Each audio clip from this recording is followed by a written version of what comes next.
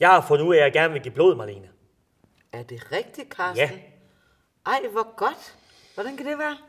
Jeg kom til at tænke på, at hvis nu Allan Simonsen han kom til skade, så kunne han få mit blod. Ja. Så var vi blodbrødre. Så var jeg blodbrødre med Danmarks største fodboldspiller gennem tiderne. Ja. Eller Lynge Jacobsen. for Lynge eksempel. Jacobsen? Ja. Jeg er OB's tidligere sportschef.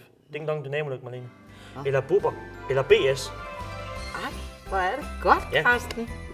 Jamen, jeg er kommet i julehumør. Jamen, skal vi så ikke gå ned og give noget blod? Jo, lad os gøre det. Kom. Jeg kan også blive blodbrødre med Lothar Matthäus. Eller Karl-Heinz Rummenigge.